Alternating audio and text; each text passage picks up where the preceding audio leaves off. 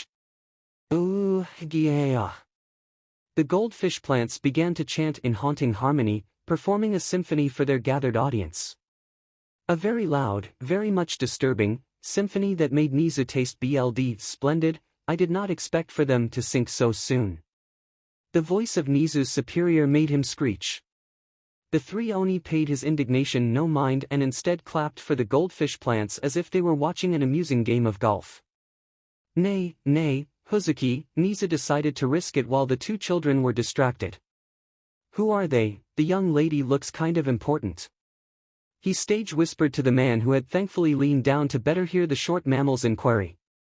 Oh, that's right, 𝐻𝐬 remarked, standing back up to his imposing height. Enma-Sama, the seasoned hell minion, called out. 𝐁𝐬's head swiveled behind him, expecting the large king of Jigoku but found nothing, perplexing. Hi, 𝐻𝐬-sama. The light, disinterested, airy voice of a young girl responded in a tired tone. Allow me to introduce you to our newest addition to Dōbutsu Jigoku, 𝐁𝐬. That had been 𝐁𝐬's first interaction with what he and many others would label the Oni duo, and from that day forth he had prepared for their inevitable entry into UA Academy. But they were not his only reason for returning to the land of the living, his brief death having lasted about 15 minutes as opposed to the lifetime he had spent in Jigoku. Although they weren't the only reason he had been sent back to the land of the living. His job was mostly to keep his ear to the ground and monitor for supernatural activity, the rise of quirks having complicated Heaven's agenda in securing the magical artifacts that popped up throughout the eras. The entrance exam had actually passed below his expectations, with Enma-Sama's performance being rather tame in comparison to some of the destruction she had seen wrought in Jigoku over the years. So when a good portion of UA's non-blast-proof windows shattered, and an ominous red light glowed from the center of the campus, 𝐁𝐬 could only put his teacup down and sigh. It looked like he was going to have to call his superior in at the end of school after all. Luckily, 𝐁𝐬 was nothing if not prepared, and several teams of construction crews were on standby for just such an event. The costs would thankfully be covered by their insurance company, a subsidiary of Jigoku conglomerate, in this life and the next, along with any other disasters that were sure to happen in the next 3 years. So with a sigh, 𝐁𝐬 turned around in his seat away from the scene of carnage and sent out a mass message for the teachers to just carry on and blame the situation on a malfunction in the nearby gymnasium. Ideas for testing how far the human psyche will go to explain away the supernatural danced in his head, but he quickly shut those out. With his boss now nearby on an almost 24-hour basis and 𝐻𝐬-sama breathing down his neck, 𝐁𝐬 really didn't want to push his luck. Still, one could dream. In any news, he had to deal with the immediate fallout, steepling his fingers as his expected guest barged in without even a customary knock. The entrance into the building slammed like a death knell as 𝐬𝐻𝐬 collapsed onto the nearby wall, clutching at his chest while those demonic green eyes continued to stare at him. Their presence burned into his mind like some looming ominous specter. Always at his back, always judging, waiting, watching him for the faintest flaw or slip-up before she would pounce on him. He had faced down villains who wanted to kill him, who would stare at him in sadistic joy while trying to gouge his eyes out. jumped into burning buildings to save a child's pet. Waited those agonizing seconds for an ambulance to arrive while he put what little first aid he knew to use as an innocent bled out before him. He had felt a man's heartbeat stop and watched the life leave his eyes. So why did this new student have such an effect, such an overwhelming aura that reduced him to a quivering mess hiding away in a secluded hall? Why did those eyes? They were still on him, hovering above his head like two blazing suns bearing down on him, burning him up with their intensity. They were not malicious, nor hate-filled. Unlike any student before that he had dealt with, not when he punished them, not when he tricked them, and certainly not like when he expelled them. They looked down at him, not in pity or contempt, but in disgust, like someone watching a dusty cockroach scurry across the kitchen floor from under the fridge. It was a deep visceral feeling that stayed in his gut, making him question his every move that day, his every judgment and decision. From what he had for breakfast that morning to the ruse in his test. Did I go too far? Was I really wrong? Why the hell am I losing my cool now of all times? It's a DMN student. It won't be in my file. Those haunting words surfaced to the forefront of his mind like a bloated corpse bobbing on the surface of a stagnant pond. Nizu. His mind settled on, he had questions, and they needed to be answered now. The journey to the principal's office was one ingrained in every UA staff person's head, and it was no different for 𝐸𝐸, who could find it blind and deaf with both hands tied behind his back. And yet a journey that should feel natural to him felt like he was marching to his doom. It was already unlikely that Nizu would be any help, cryptic bstrd that he was, but 𝐸𝐸 would prefer the mammal's inane riddles to the gaping void of information taking up roost in his brain. He hesitated when he came to the large oak wood doors to Nizu's office, a hand hovering just a bit above the wood ready to knock. Screw this. I need answers. He shoved the heavy wooden doors with his open palm. Nizu was already waiting for him behind his stupidly large desk, with the animal equivalent for fingers steepled. Two black beady eyes waited patiently for the still shaking pro hero to enter. Despite working with Nizu for several years now, the rapid change in interior design from his previous Spartanesque choices to the present was always a jarring one, although it might have been the design choices that were truly jarring. Antiques items from all eras, ornate fans, no and oni masks, a vast array of aged weaponry that looked polished and brand new despite the millennia, even an original hokusai. But the most disturbing by far were the pair of giant statues that stood facing each other from the left and right sides of the room.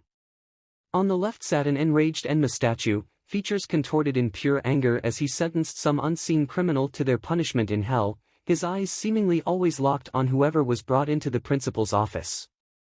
On the other was seated a female of noble lineage, carved from several types of jade and ivory, holding a series of spiked chains while sitting atop a platform supported by dozens of thin, gangly individuals who appeared as the definition of suffering. Her eyes burned with the same intensity as Midoriya's, disgusted by what lay before her as she held her nose high. Eraserhead, the possible rodent started, voice calm and lacking its usual enthusiasm, sending further alarm bells off in 𝐸𝐸's mind. The pro-hero expected pleasantries, small talk, questions about his first class, not for UA's principal to forego his usual mannerisms and greet him calmly with an underlying tone of severity. Have a seat.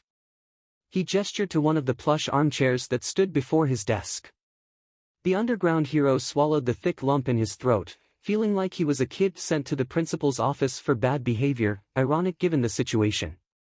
But he obliged nonetheless, taking a seat and trying to relax. Is everything okay? You look like you've seen a ghost. The principal noted, looking at 𝐸𝐸's rapidly tapping foot and finger.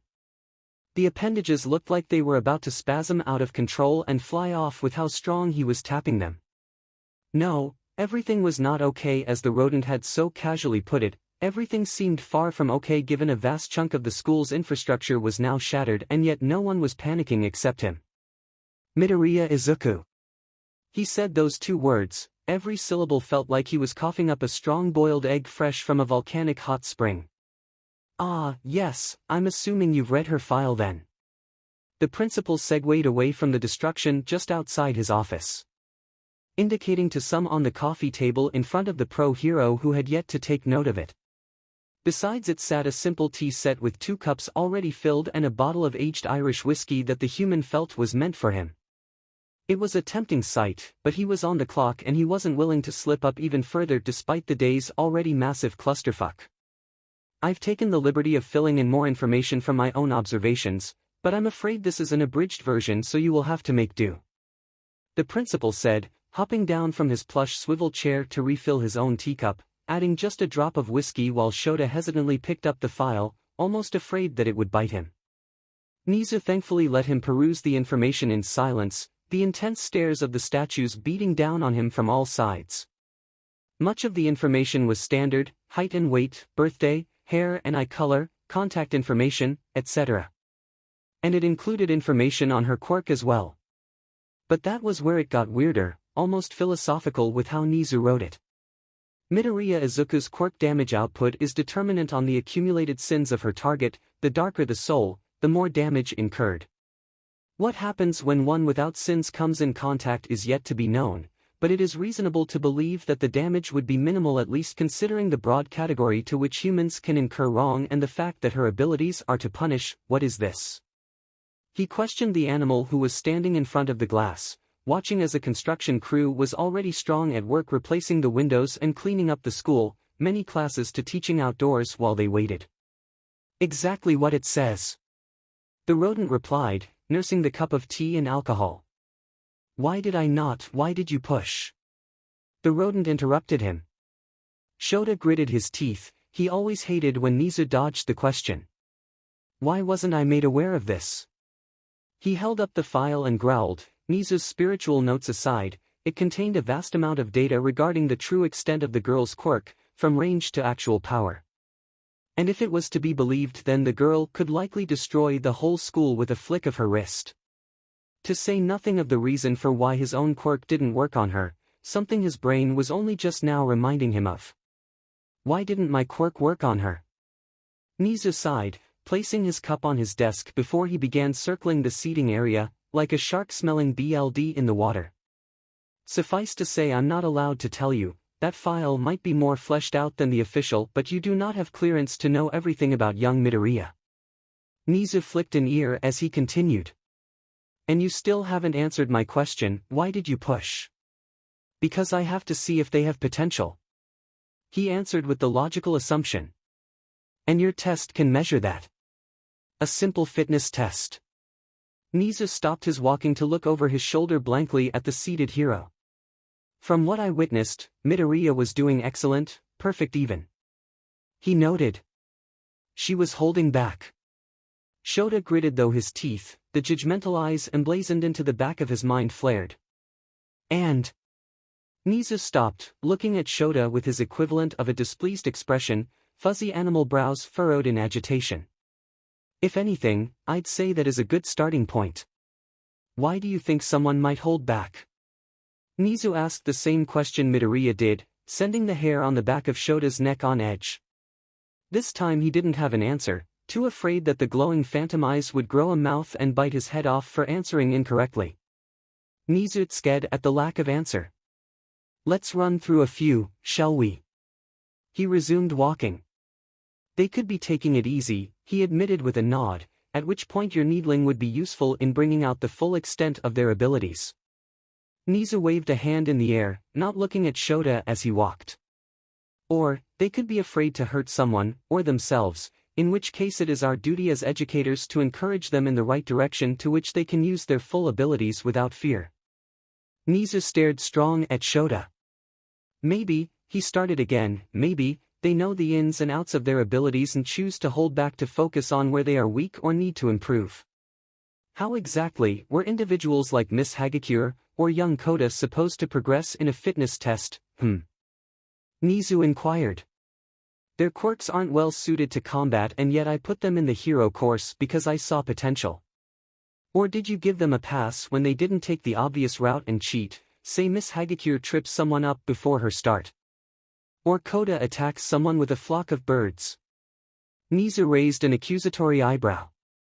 And yet they could coast by on average scores while Miss Midoriya, who applied herself within reason as opposed to destroying the school, 𝐬𝐸 leveled another disapproving look in the eraser hero's direction. Was called out for knowing her abilities and holding back within reason. By your own admission, if you had taken the same test in your first year here at UA, you would have simply erased someone's quirk to make them fail and possibly be expelled. How does that show their potential? The room was silent as 𝐬𝐍 slowly returned to his armchair, leaving his subordinate to stew over his actions. The eyes of the statues bored holes into his brain along with the phantom pair. In any case. 𝐬𝐍 tapped his paws together, taking up his usual bubbly persona and abandoning the dark predatory one he had been using since 𝐬𝐸 came in. This year will be far different from the last since the abolition of the board of directors. What? Yes, 𝐬𝐍 chuckled, easily reading 𝐬𝐸's mind from his expression. Ever since our newest donor bought the majority of shares for UA, I've had much more freedom in deciding on policy and curriculum. Did you ever wonder why Miss 𝐜𝐻𝐸 and young 𝐘𝐦 got in? I'll tell you, it wasn't because of the board. Same with Miss Urarika and young 𝐻𝐸, by all means, their scores in the practical were abysmal, but I gave them a bonus for surviving Miss Midoriya's assault on the course. 𝐬𝐍 leaned back in his chair pleased while 𝐬𝐸 digested this new information that was answering questions he had yet to ask even himself. Now I'm going to be honest with you. There was an edge to 𝐬𝐍's voice. I hate humans, they're so illogical and easily distracted, throwing away their carefully crafted moral compasses at the first opportunity. 𝐬𝐍 began to look out his window, watching as the students filtered out onto the campus for lunch with a happy expression one used while observing a train of ants on the way back to their nest. The board held a special place of contempt for me, what with their decisions on funding that held us back for so long, and their emphasis on an all-might cookie-cutter mold for our heroics department. Did you know I had to fight tooth and nail to get you the position for one as homeroom? He looked at 𝐬𝐸 out of the corner of his black beady eye. Heck, if it weren't for me, you wouldn't have a job here. 𝐬𝐍 looked intently at him, scrutinizing 𝐬𝐸's every flaw with his expressionless black button eyes, steepling his little paws together. Change is coming, he finally abetted, letting 𝐬𝐸 take in a breath he didn't know he was holding. We have heaven to thank for that. He turned ever so casually in his plush swivel chair to look into the eyes of the female statue. The burning jade sent shivers down 𝐬𝐸's spine as the similarities between her and Midoriya became glaring.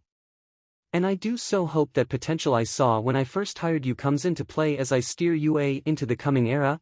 I've grown rather tired of this stagnant existence. He tapped one of his claws against the wood of his desk with a sigh, making a dull thunking noise that bounced inside 𝐬𝐸's head. People have grown content with the status quo, and I expect the coming storm is going to hit the unprepared strong, and I intend to not be one of them. He stopped the tapping. You're dismissed, he said with a wave. 𝐬𝐸 stood to his feet immediately, robotically even, before taking his leave with swift steps to escape the choking atmosphere of 𝐬𝐍's office.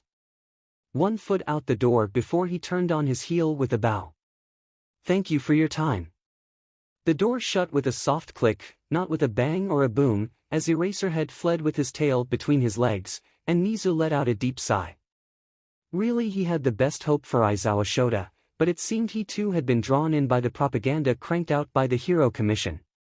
He wasn't lying when he said he saw potential in the Erasure hero. He had always hoped that the underground hero would better serve as an example for those with less flashy quirks. Truth be told, 𝐬𝐍 would rather all his students come out of UA as underground heroes and not the pompous celebrity military fusions that the government desired.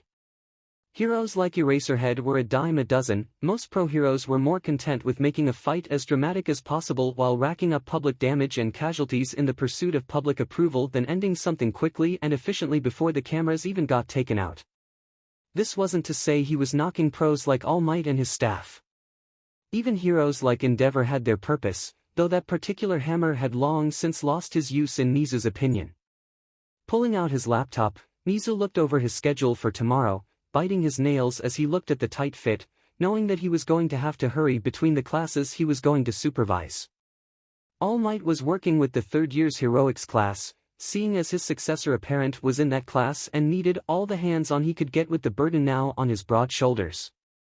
But 𝐬𝐍 could care less. For while his dream of finally restructuring UA from the bottom up was at hand, his biggest objective was helping the young Enma-Sama prepare herself to become a hero. And that meant taking a hands-on approach wherever he could. starting with a quick change to her schedule in which she and her young guard would instead work with him on strategy and analytics. The two young teens already had mastery over the foreign language as well as several others under their belt, so did they really need English? That, and he was to step in for their heroics class tomorrow along with whatever hero at UA had a free PRD he could wrangle in. The daily annoyance that had been the previous policy of only hero teachers and staff for the school under the previous board had always danced on Nizu's every last nerve. But now he could actually begin to fill in the massive holes in how UA operated. He already had a large stack of job applications that thousands of professors and educators had sent into the prestigious academy, not to mention medical professionals and quite a decent number of renowned cleaning crews. Now he just had to sift through them all, the truest hell in his opinion. An absent-minded thought of having the great 𝐬𝐬 peruse them danced along his head, but he quickly put it on the back burner when he felt a glare from a fair distance away work tirelessly to send his small furry, and very much flammable, body up in smoke. Turning around in his beloved swivel chair, the principal of UA peered down on a gathering of students, recognizing the young 𝐬𝐬 and her guard immediately, along with several other students whose names were on the tip of his educated tongue, and young 𝗀𝗏𝗏. Interesting. But that also had to go on the back burner. Hey Siri, the annoying beep of his automated smart device dinged. Clear my afternoon schedule. It seemed he would be having a meeting with his boss sooner rather than later, and he doubted sending a prayer for mercy to the only God worthy of his devotion would be adequate, seeing as it was her that would likely string him up by his intestines. Still, it didn't hurt to have a stockpile of her favorite treats and snacks taking up a whole cupboard next to his beloved teas. Shinso Hitoshi was the one person who knew more about Midoriya Izuku than anyone else, maybe even more than she knew about herself. Many would say she wore an impervious mask, apathetic and unfeeling, statuesque and cold in regard to everyone else. And this was true on a surface level, but only a surface level. Behind it, when she felt safe and secure, she was a wellspring of frantic nerves and open emotions. An entire section of his backpack was dedicated solely to tissues on the chance she started to flood her surroundings. He was never quite sure if that was an Izuku thing or an Enma thing. This was all to say that he was expecting her to break after making a seasoned hero almost PSS his the way her breathing was too even, her flight speed so carefully maintained so that not a single fold of fabric or hair rustled, the slight twitch of her eye to every sound, and of course the obvious death grip she had on her bento. To Hitoshi, the flaws were evident in her otherwise impeccable wall. To everyone else she was a figure on high looking down on everyone from her celestial pedestal.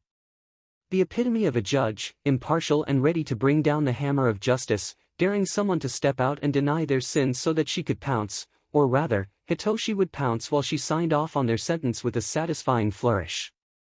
The two eventually came to rest under the shade of a large tree, the two being outside due to Izuku's particular tastes.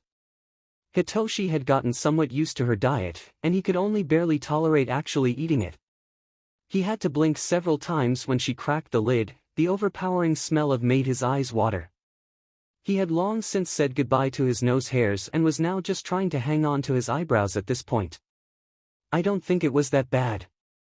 He decided to throw himself on the grenade sooner rather than later, coughing into his fist as the particles of spice seared the insides of his throat.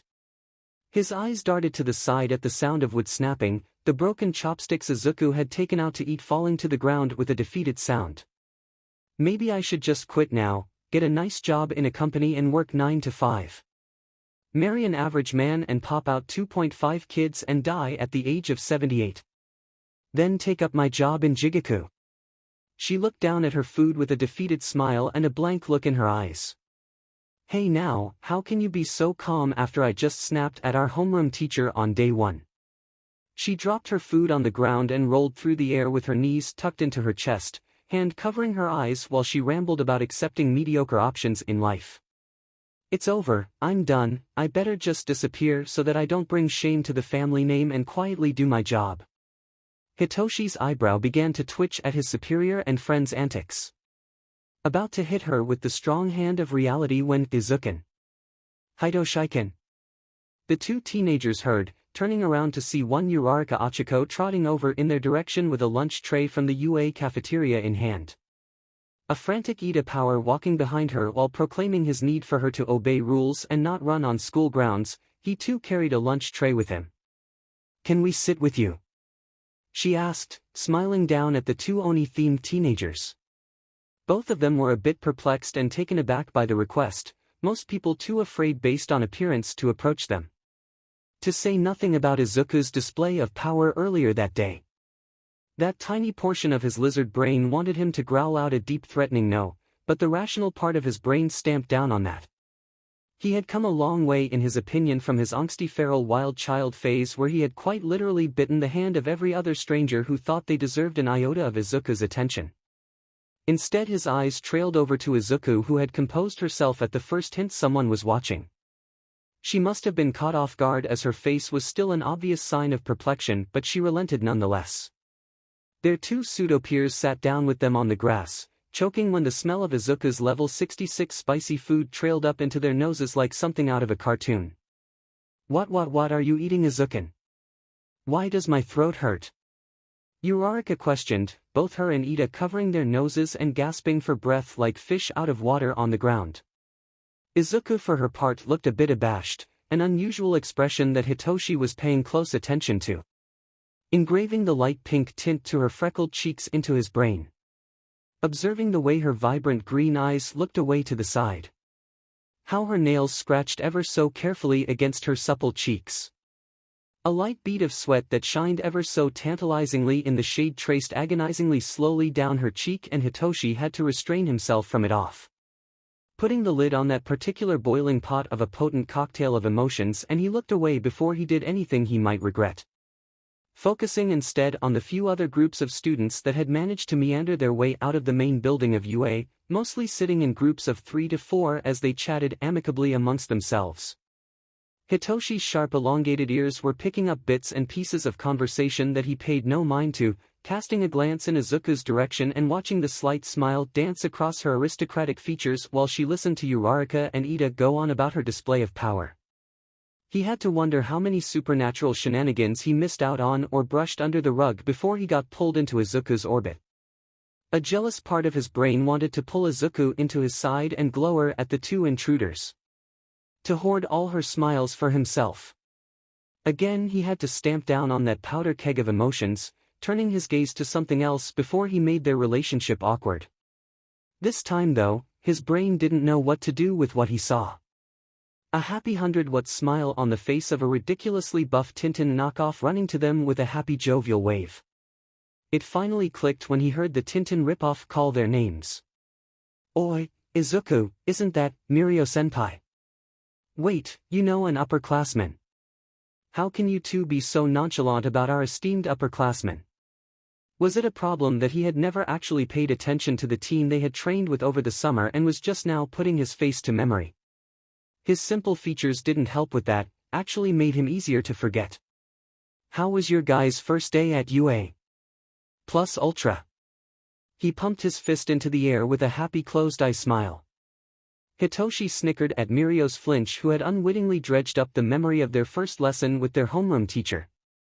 Izuku had never been good at tapping down her emotions, so with the combination of her judge mask, as Hitoshi liked to put it, and the potent aura of 𝐓𝐴, just about everyone thought they were going to die. "Mama, Mirio-kun, you're not bullying the underclassmen, are wo? Nice horns." The new girl who popped up besides Mirio's shoulder pointed her index fingers up on either side of her head in imitation with a smile. On Mirio's other side another boy, this one dark-haired and lanky, mumbled something. He kind of reminded Hitoshi of Izuku with how his emotions clashed with what he was trying to express with his facial features. Others might be threatened or intimidated by the teen's aura of 𝐓𝐴, but not Hitoshi, who saw Izuku ready to tear people's eyeballs out with a toothpick on a daily basis. "That's right, you guys haven't been introduced yet," Mirio noted, turning to look at his companions. "Guys, these are the two I was talking about over the summer while training, Midoriya Izuku and Shinso Hitoshi. Shinsuken, Midoriya-kun, these are my friends, Hado Nijire and Tamaki Amajiki." He respectively pointed from the dark-haired boy to the bubbly bright blue-haired girl. The two underclassmen waved before introducing their friends. Acquaintances. Peers. Hitoshi was going to have to get used to spending time with more than Izuku if this were to become a repeating pattern at UA. The group of 7 chatted amicably, making Izuku full-on blush when the upperclassmen cheered her on for her rampant destruction of property earlier. It was all such an overwhelming sensation of having people hover about him and chatter happily, even including him in it, that he almost snapped Mirio's neck when the upperclassmen unceremoniously dragged him a few couple yards away. He almost went through with it when he saw Izuku in the same predicament. His lizard brain egged him on to stab now, ask questions later, but Izuku's look told him no. Actually, it specifically told him not now. I'm really sorry about that, but there's something I need to ask you two about that's really important. Mirio pleaded, clapping his hands together and bowing slightly. What's wrong? Izuku's brow scrunched up a bit in concern. It's my quirk. Mirio shuffled awkwardly from foot to foot. Immediately Izuku's face did the thing it did when someone lied to her in a casual setting. It was a cross between a full-body shiver and a look of revolt. Something she happened to do often in the company of Mirio and his skeletal trainer. Enma did, after all, tear out liars' tongues. What about your quirk? Izuku slipped a bit into business mode. If she were in her official Enma garb, Hitoshi had no doubt she'd hide her mouth behind her fan and sneer at the poor dude. It changed. Mirio rubbed the back of his head and blushed, refusing to meet Izuku's calculating gaze and instead stared at the ground. Changed how? Izuku's voice dipped in an almost accusatory manner, her Enma senses blaring at the many slips and lies in Mirio's bare-bones story. It just changed. He lamely responded. The three were left in silence, waiting for Mirio to elaborate. But when he didn't, Hitoshi stepped in, deciding to throw the poor boy a bone before Izuku's gaze reduced the hero in training to ash. So why do you want us to help? He asked, hands in his pocket while he looked down at the shorter dude. Mirio brightened at the out he was given.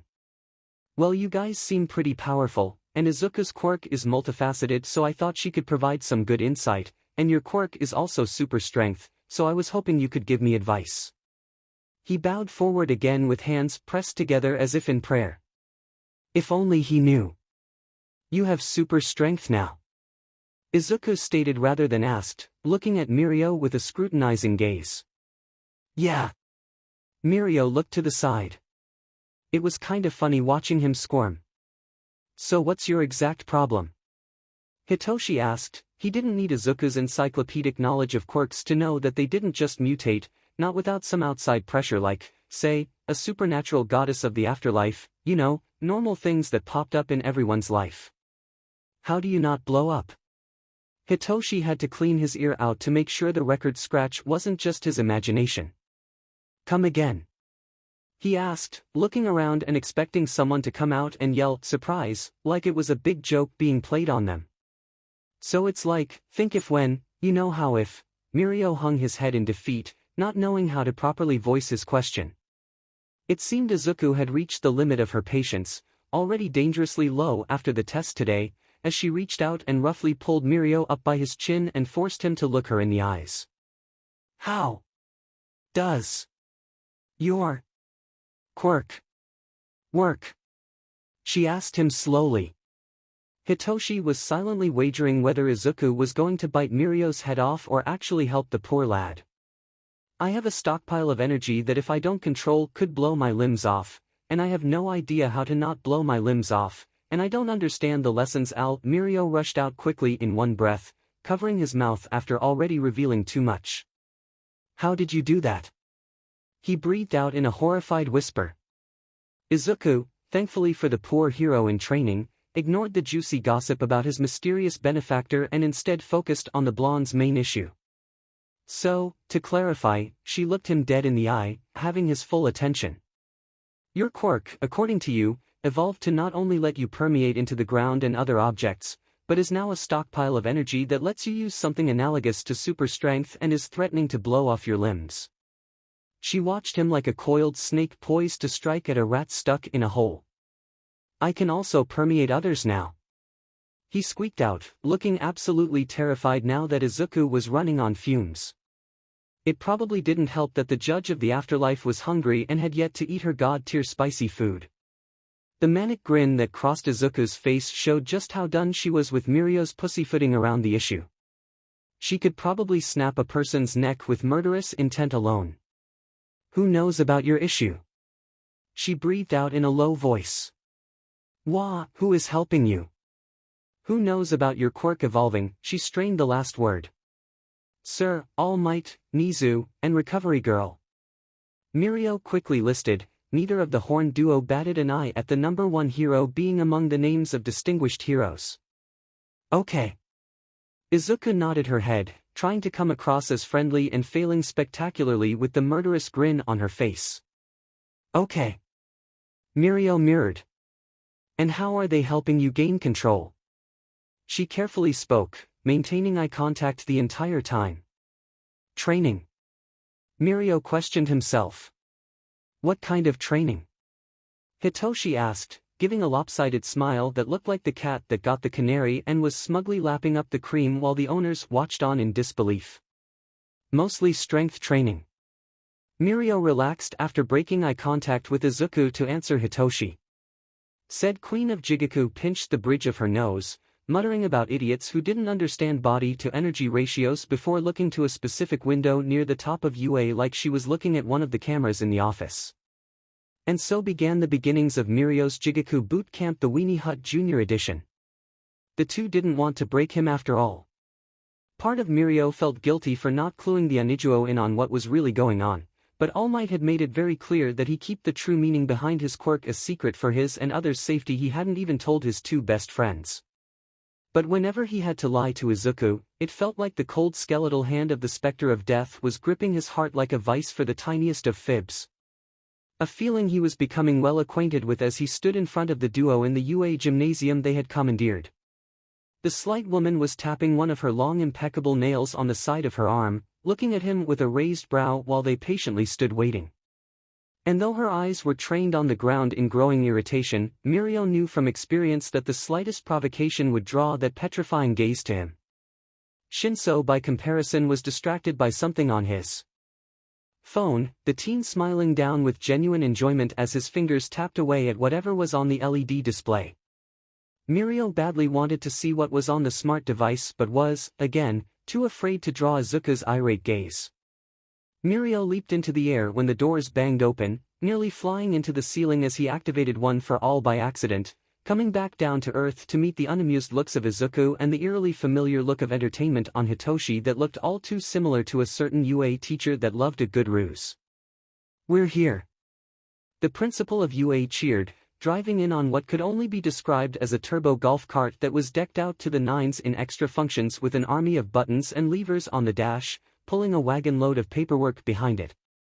The ghost of Recovery Girl sat beside the diminutive mammal embedded in the plush seat and clutching at her chest to ward off the incoming heart attack. The blonde hero in training was slightly worried that Izuku would pounce and finish Recovery Girl off after using Nizu to string up a shamisen with the irritated look in her eyes. Thankfully he didn't have to be scarred that early into his training sessions with the Onijuo. "Okay, we can begin," she said. "Why art? Because they know more about what's going on than what you told us, so I asked Nizu to come along and supervise so that Hitoshi doesn't break your spine," she answered tartly, their principal giving them an overenthusiastic wave as he began unloading the truly massive amount of paperwork that sat behind the cart like a mini mountain, uncaring that Recovery Girl had yet to move or even blink from her position embedded in the plush cushion. Now, Izuku began moving to help Nizu remove paperwork and set him up a miniature castle of files. "The first thing we need to do before we can make any headway is to understand where your abilities are right now. You mentioned that you were having trouble controlling the output. How much of the energy can you reasonably control?" She looked to him, thumbing through a massive stack. "How much?" he questioned, tilting his head to the side in confusion like a puppy. "Have you only been using all of it?" Midoriya looked at him with wide-eyed disbelief and something vaguely akin to concern with a dash of annoyed anger for flavor and fear.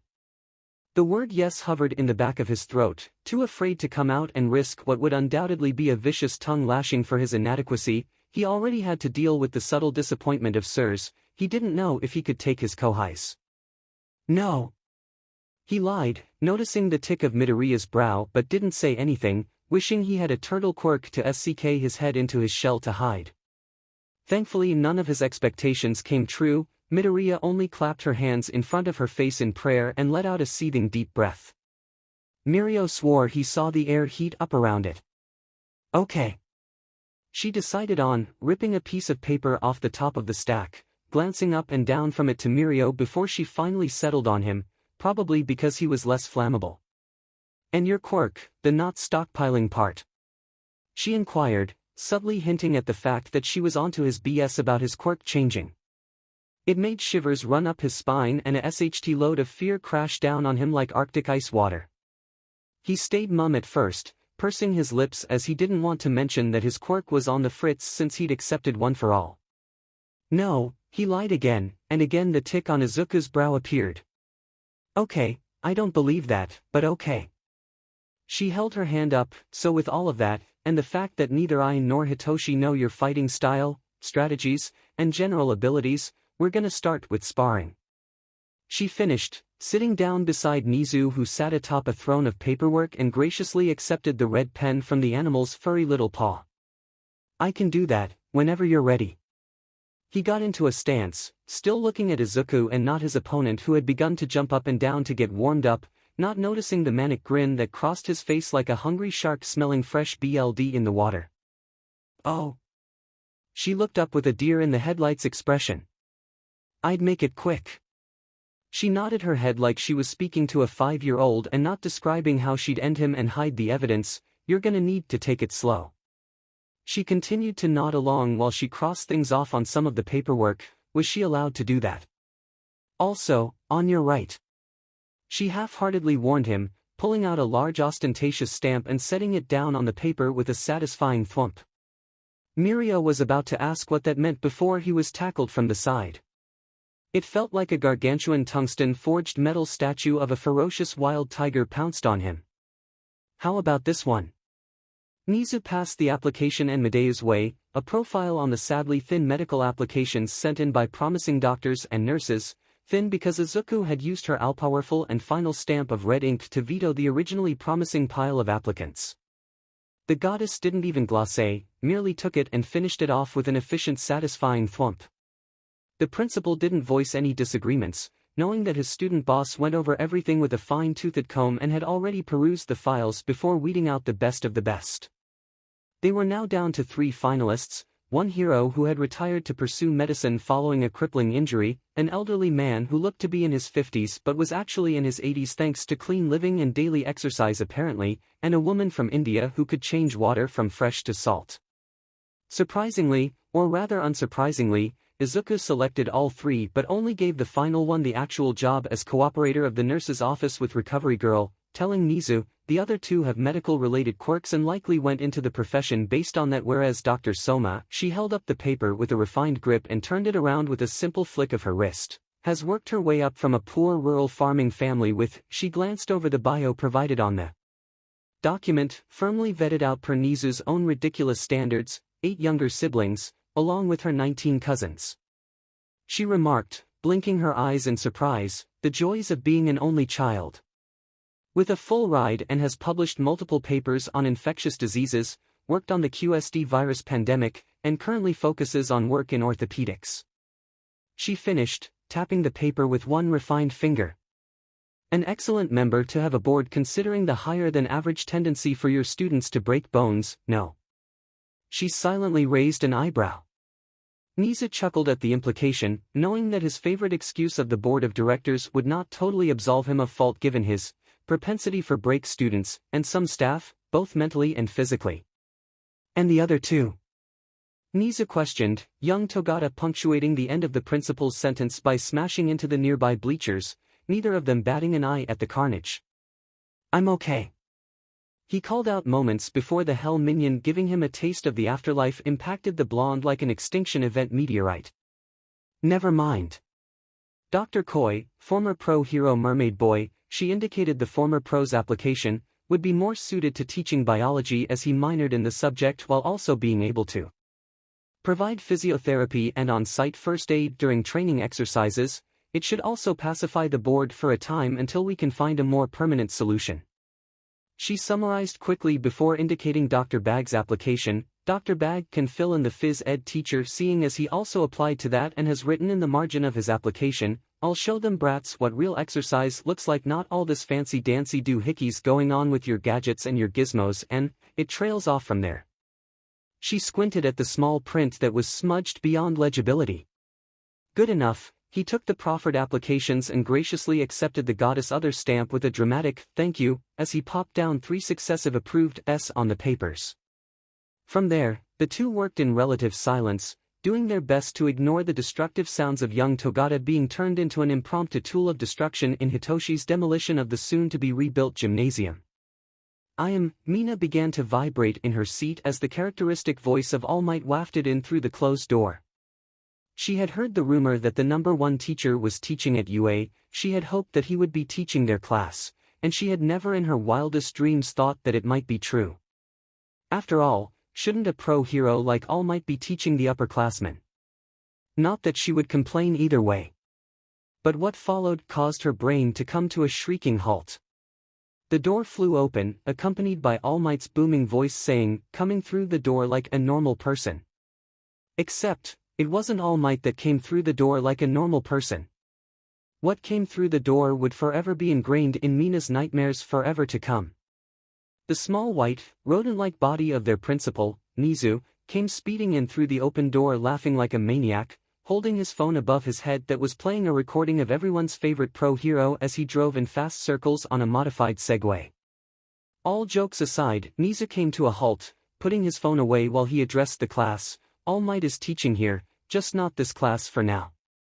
The sadistic 𝗲𝗲𝗄𝐷 clarified for the now slightly less depressed students, giving them a brief flicker of hope that they might not only see the All Might around camps, but that they would one day be taught by him themselves.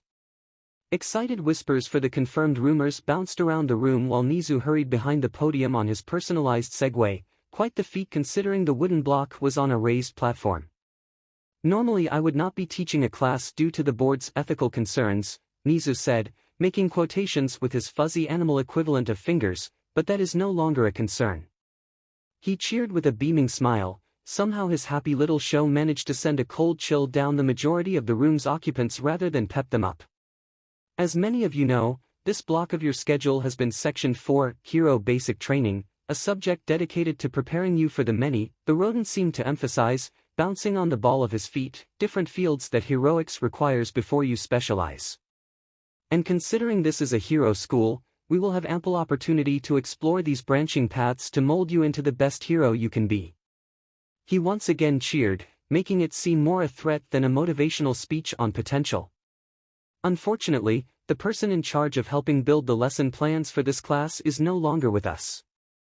Nizu bowed his head in remembrance, making it seem like the man suffered a tragic accident rather than be let go. "So state-sanctioned violence against your peers it is." Their principal held up a little placard with "Battle" written in simple block letters on it.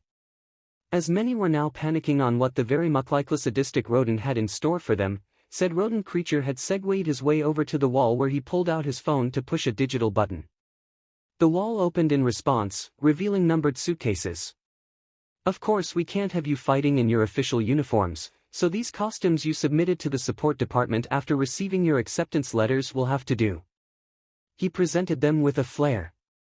"After you change, meet me in ground beta for the simulated battle to begin." Most everyone willfully ignored Nizu's cover-up, with only a few brave souls wondering what the implications of test meant for UA's principal. They were all quick to grab their suitcase and make their way to the locker rooms, splitting up into their respective groups before entering.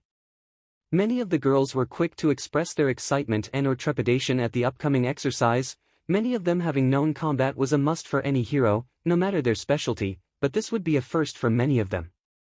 The only one who didn't seem as excited, or nervous, was Class 1's ultimate powerhouse, Midoriya Izuku, a girl Mina couldn't help but admire. She was the definition of power, beauty, grace, and had the ability to punch anyone in the face. Even before the destructive spectacle that was the test comprehension test with their homeroom teacher, Mina had been interested in the horned girl, mainly for that reason, she had horns.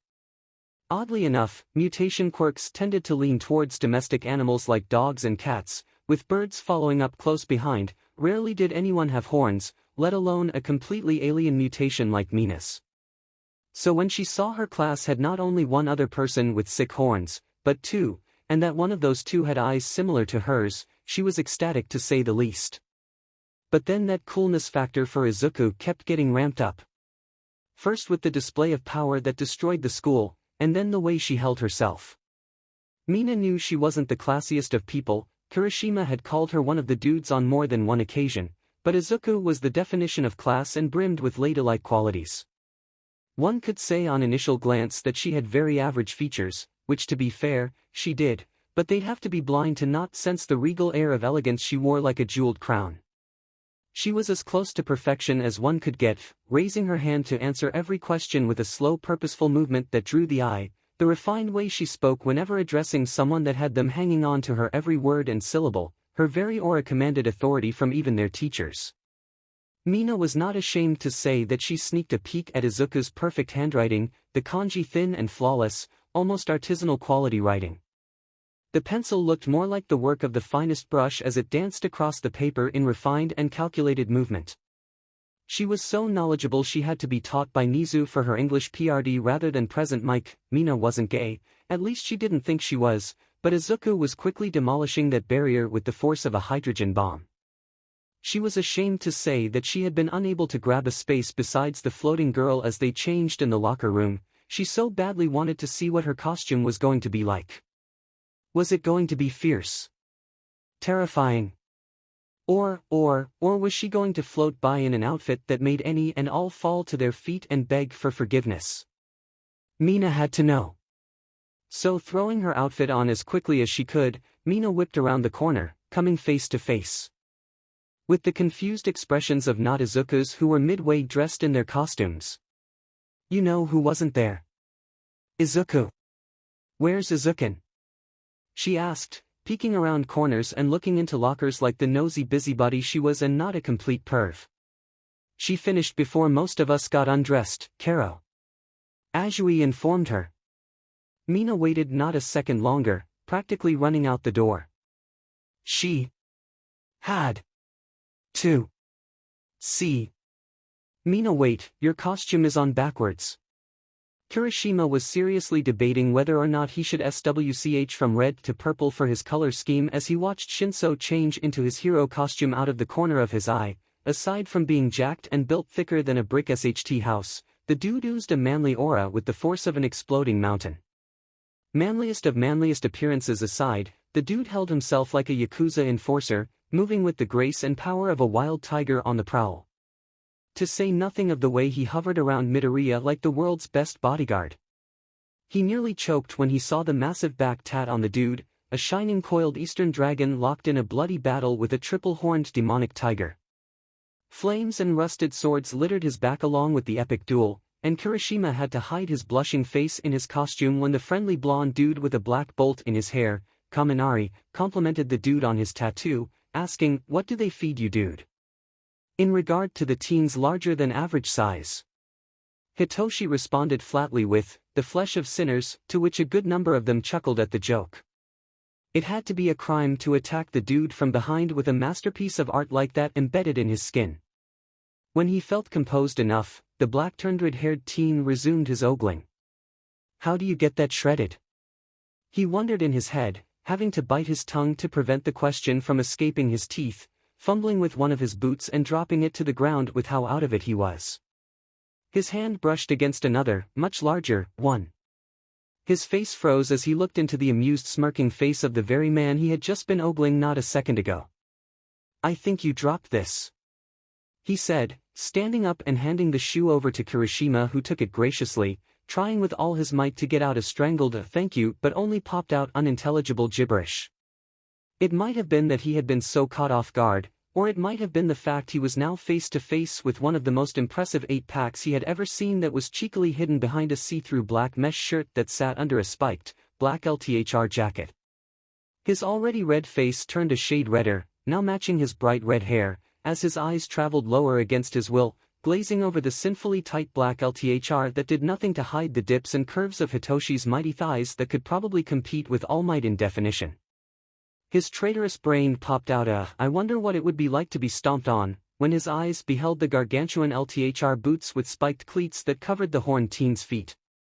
A deep chuckle made him look up, giving him the opportunity to see Hitoshi bemusely smirk as he walked off, patting Kirishima on his shoulder while giving him a good luck as he walked out the door with the grace and poise of a veteran jungle cat prowling through the night for a kill. The walk to where Nizu had indicated all of them to meet was rather uneventful, a handful of other students joining him as they thronged together towards their destination. Todoroki didn't care if they joined him, tuning out the useless chatter as he focused on his destination. The only thing on his mind was how he was going to win, to rise to the top and beat All Might, but first, he had to beat her. Midoriya Izuku. A nobody who had taken first in the entrance exam, who had destroyed a 0-pointer as well as her exam zone. A flurry of questions dogged his heels with every step, and they were all about her.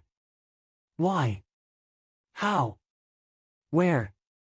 To his knowledge, she didn't come from a hero family, not even a notable one.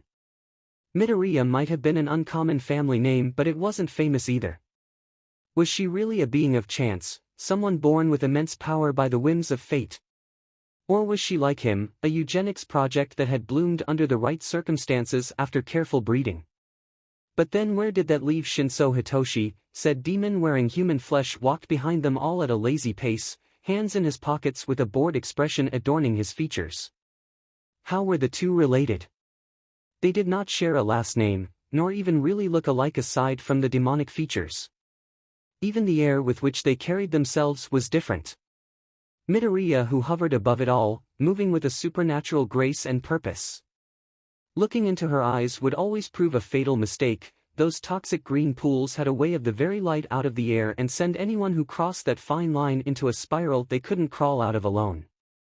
She was, in a sense, the perfect predator. It was only because she was so far up the food chain that she didn't consider any of them worth the effort or even a slight threat to her position.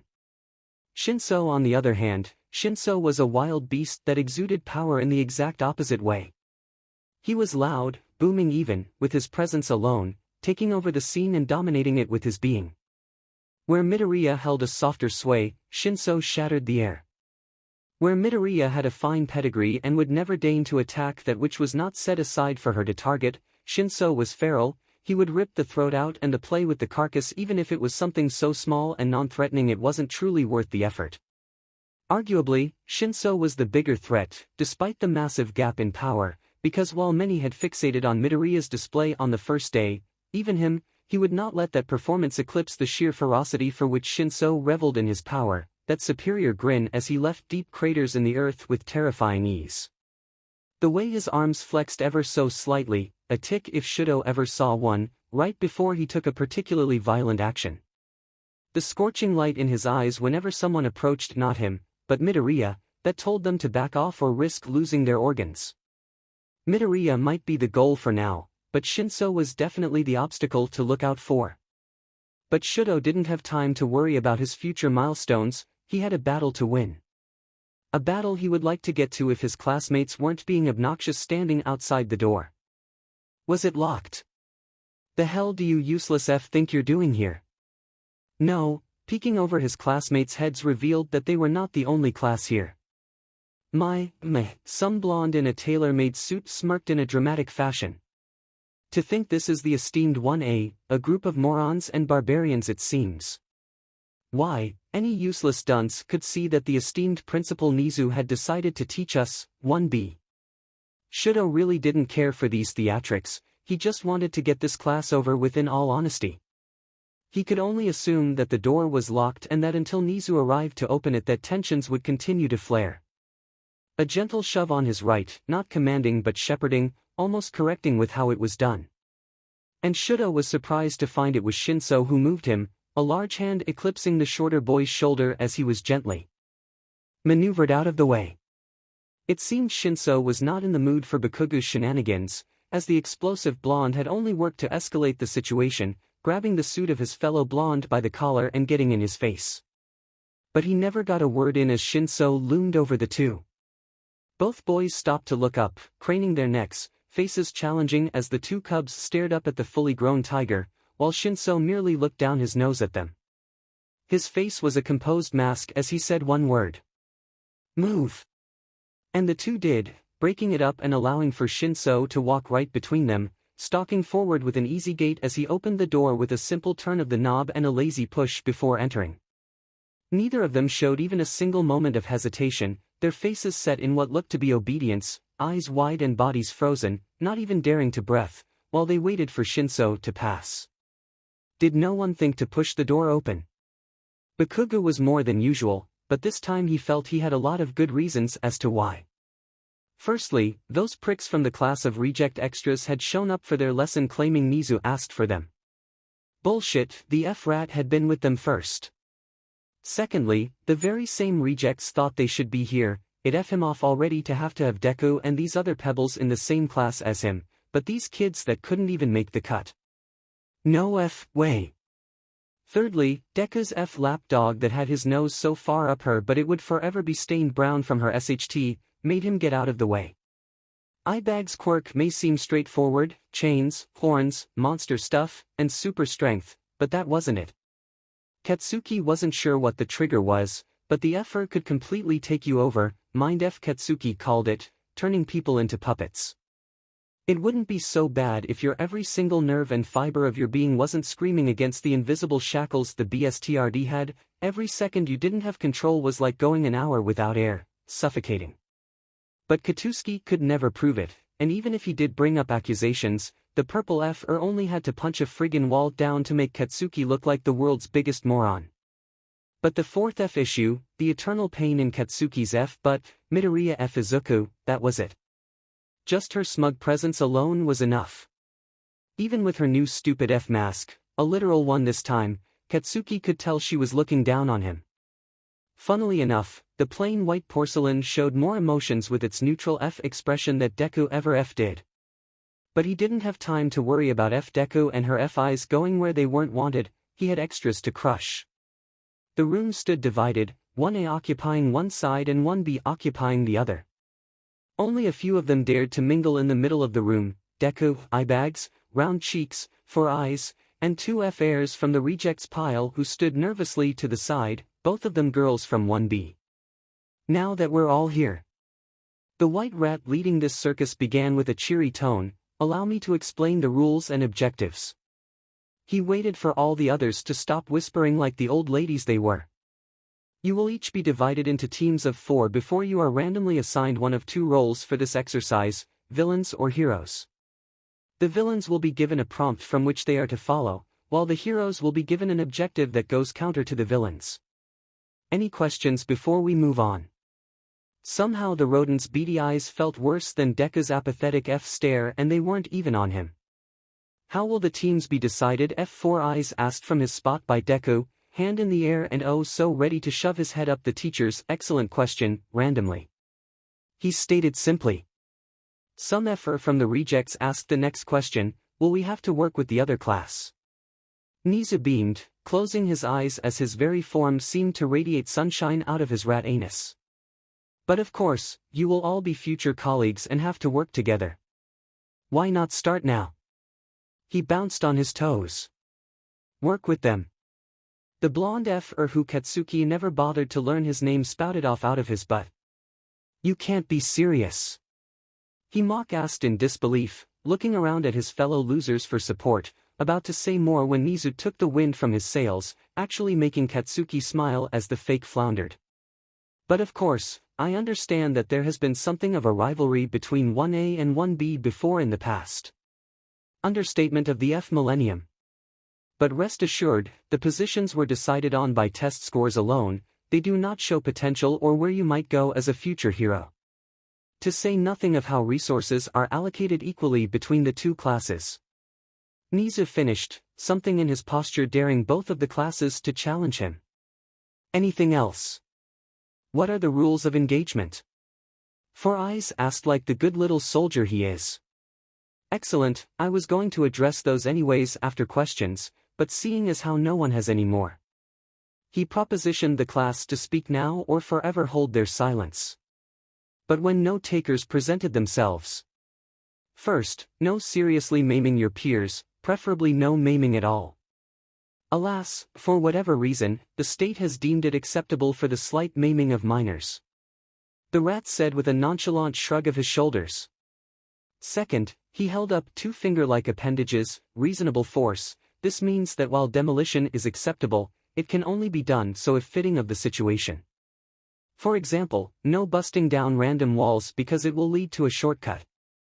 Of course there are exceptions and you'll be exempt from most of them seeing as you are first years, but you will be reminded of these for your evaluations after class. Of course, he hopped on his toes once more. The villain teams will largely be exempt from this rule seeing as they are, well, villains. Just don't do anything that will injure your classmates.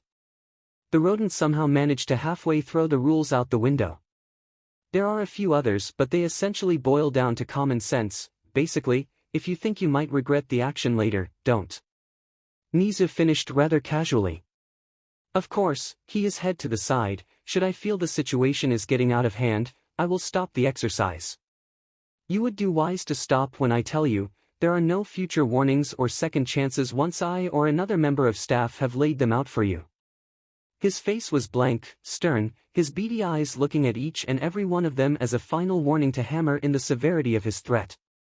And finally, he seemed to perk up, remembering something. If by chance you do get injured, you will have the lovely reward of meeting our latest addition to the staff, Dr. 𝗵𝗃𝗀, who will be joining us briefly. The image of a rather stern Indian woman with her hair in a tight bun appeared on the screen, and Katsuki would bet she had the biggest stick rammed up her butt with how her lips were so thinly pursed on the screen. With that, let's get on to the teams. 𝐀𝐦 pumped his fist into the air, all of their faces running by the screen as they were randomly put into teams. 𝐍𝐸 felt that he was a reasonable guy, a friendly guy, a dude who could work with a prickly cactus and find common ground. His teammates were quickly proving him wrong though. Despite 𝐁𝐸's insistence on them working together, 1A and 1B, Kirishima's team was composed entirely of 1A. Himself, 𝐸𝐸, Deku, and Todoroki. They were the heroes, tasked with storming the building and stopping the villain's doomsday device. The villains were also composed entirely of 1A, Tokoyami, Azui, Midoriya, and Shinso. To say that they were screwed was an understatement.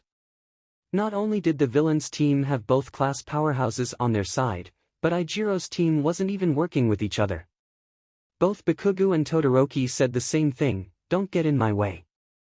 And 𝐸𝐸 had merely given the redhead a lopsided smile and a thumbs up before flicking his visor down as he proceeded to ignore any efforts 𝐍𝐸 made to strategize as a group. Currently, they stood down the street, looking at the skyscraper they were supposed to storm as the digital clock left conveniently to the side counted down from 5 minutes, already within the last 10 seconds.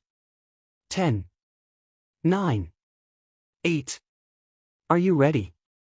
𝐁𝐸's scratchy voice appeared over the low-budget intercom, despite them all wearing an earpiece that allowed them to communicate with each other, and said, "Principal. 7. 6. On your marks." The hero team got down into a crouching position, acting like this was a race against each other to take out 4 villains and capture the flag on their own. 5. 4. Get set. A massive cloud of BLD red gathered ominously overhead. 3.